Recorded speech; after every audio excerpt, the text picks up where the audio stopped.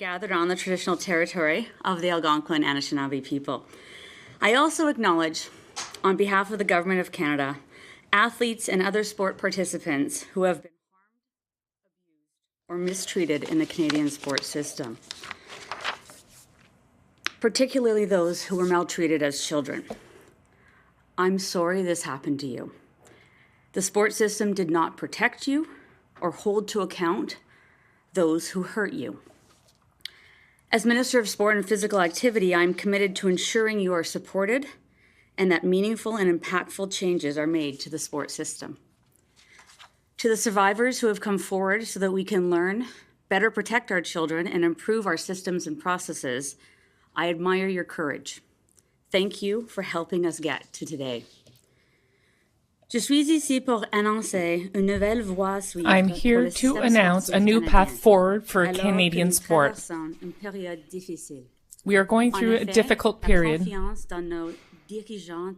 In fact, trust and confidence in our sports leaders and organizations has been eroded.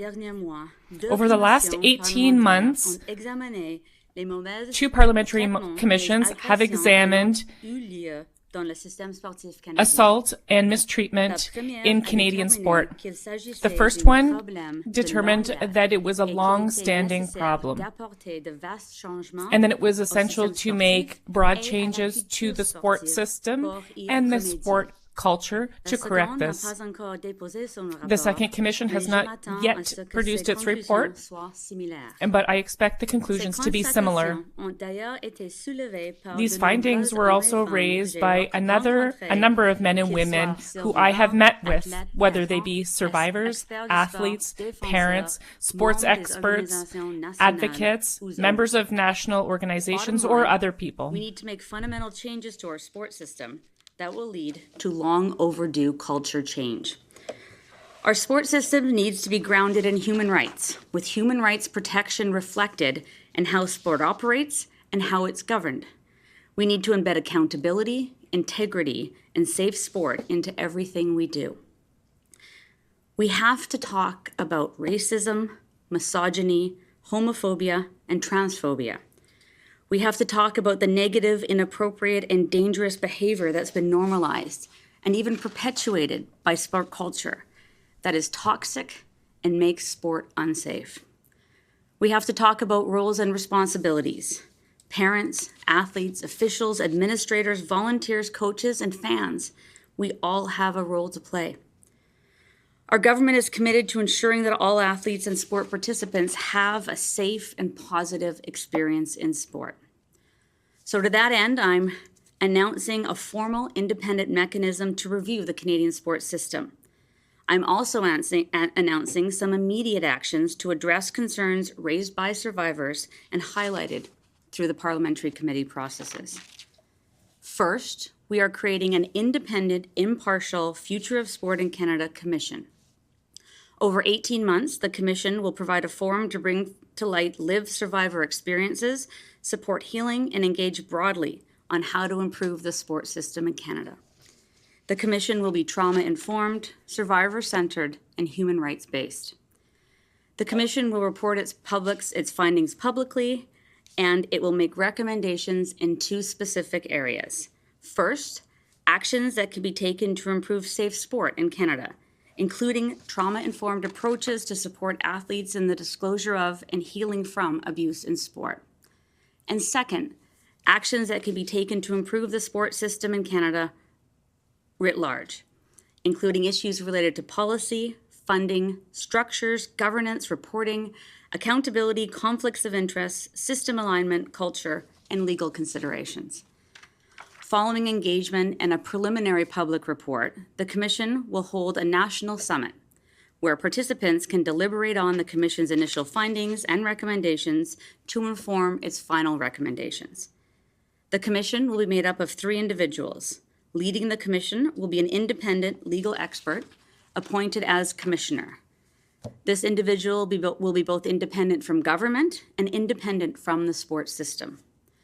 The Commissioner will be supported by 2 special advisors, one with lived experience or expertise in victims' rights, child protection, and trauma-informed processes, the other with expertise and experience in sport. The terms of reference for the commission are being released with this announcement, and details with respect to the composition of the commission will be announced early in the new year. The starting point for the commission will be a recognition that bad things have happened and continue to happen in Canadian sport. Survivors will not need to prove they have experienced harm. We know you have. We believe you and we support you. Your experiences will inform recommendations for the future of sport, better and safer sport in Canada. While the Commission undertakes its work independently, I will move forward with some immediate actions to address maltreatment in sport. To ensure greater independence, we will begin to transition the Office of the Sport Integrity Commissioner and the Abuse-Free Sport Program out of the Sport Dispute Resolution Centre of Canada. To bolster the voice and input of athletes across the sport system, we will increase the organizational capacity of Athletes Can, the voice of Canada's national team athletes. We will elevate the previously announced Sport Canada Athlete Advisory Committee to a ministerial advisory committee. On January 10th, we will reopen for 4 weeks the call for athletes to participate on the advisory committee. We will take steps to modernize Sport Canada's funding framework and address policy gaps in safe sport. This will include a new integrated funding model with strengthened accountability measures and more streamlined risk-based compliance. We will develop a sport integrity framework for Canada.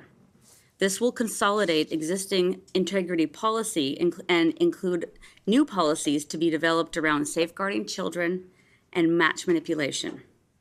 Finally, recognizing that safe sport is an international issue, I am initiating an international work group on integrity in sport. Chaque jour, je redécouvre les aspects positifs Every day, du I am sport. rediscovering positive aspects of sport. I think about the reasons why sport is so important for so many Canadians.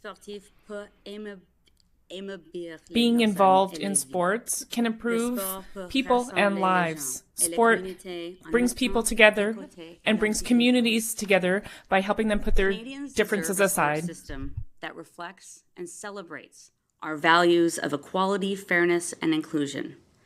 Canadians deserve a sports system that is safe, responsible, and accountable. That's the sport I want for my kids and for yours. Thank you. Now I'm happy to take questions.